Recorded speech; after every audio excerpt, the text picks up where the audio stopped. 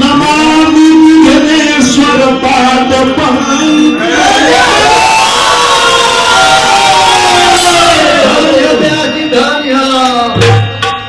एवं भक्त कहता जय जय कन्हैया तू दुखियन के भैया दीन बंधु नाम हर दीनन के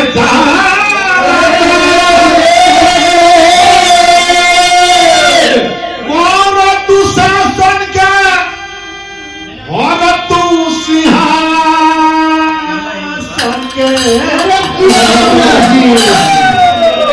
बांस के पसुरिया से हंसी हंसी के सहारा